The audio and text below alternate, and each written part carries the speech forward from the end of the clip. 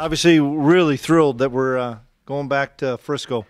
Guys earned the right with tonight's win.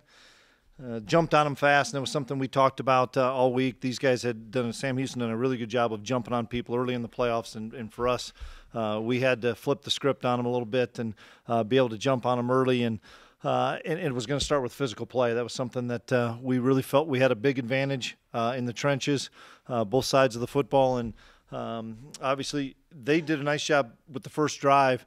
But even though they only got 3, and I thought that was a real win for us, simply because we were just figuring out, learning the speed of the game, and to hold them to 3 was big. And then once I saw what they were doing defensively and talking to Mess and the offensive staff, I thought we were going to have a pretty good day because they weren't adjusting to some things that we were wondering if they were going to adjust to, and they didn't. And we were able to gash them for a number of big plays. And that was the whole key, is explosive plays. When you get into these type of games, you have to make the explosive play. And for us, we made a bunch of explosive plays.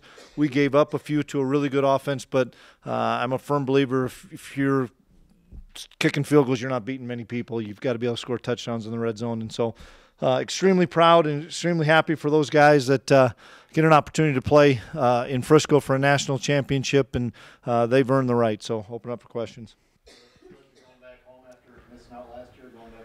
Well, this, same thing we talk about all the time. This is a new team, and I'm excited for these guys. The 2017 Bison, we talked about leaving a legacy, and the seniors left a legacy for their last game in the Fargo Dome of a pretty doggone good performance.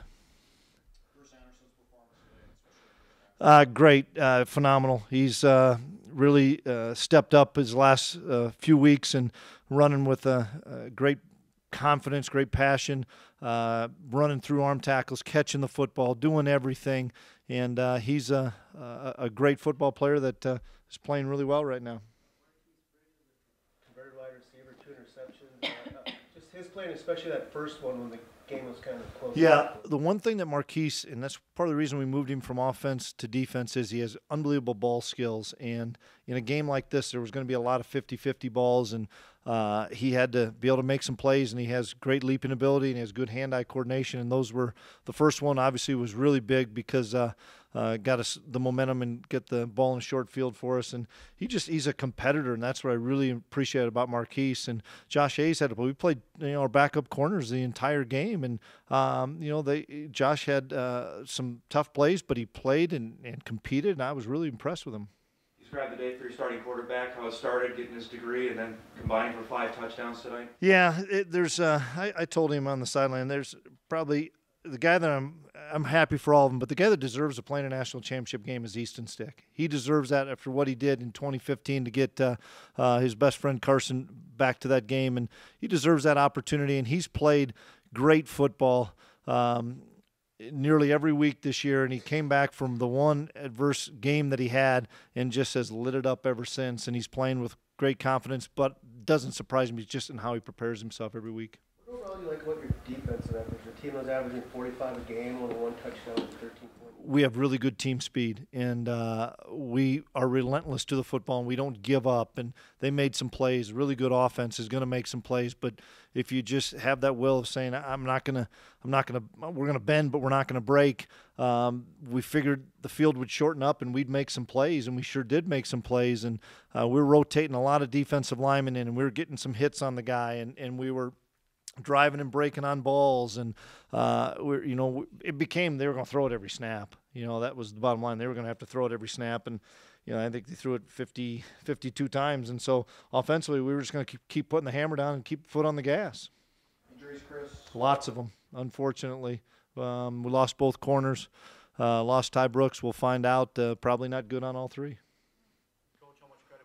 The O-line for that rushing performance tonight. Yeah, great job by the O-line and the tight ends and fullbacks. They did a great job and opened up holes and played the game the way we talked about playing it all day today, which was with a chip on your shoulder and with a mentality that we're going to control the line of scrimmage. And we talked if we controlled the line of scrimmage, we'd control the football game.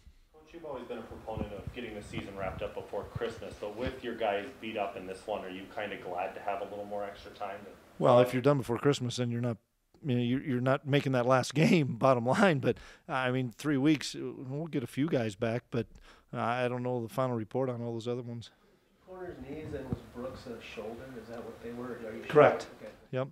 Frustrated what happened with Jalen Allison? Really frustrated. It was an unethical play, and it should have been called a penalty. And the kid lost an opportunity to play and probably had to have surgery, and it was unfortunate because that shouldn't happen. Did it take away from tonight for you a little bit? A little bit. I'm irritated. Absolutely. Kid's a great football player, and it's an illegal play. Any preference on tomorrow at all? No, I'm going to enjoy tonight and let the guys have a good time. And we're going to take a couple days off, and we'll come back to work on Monday and do a little bit of prep. But we're going back to Frisco, and it's really hard to get there. I know a lot of people think it's easy. Now I can go back to the grocery store, and I can tell people, you bought those tickets in July, you can use them now.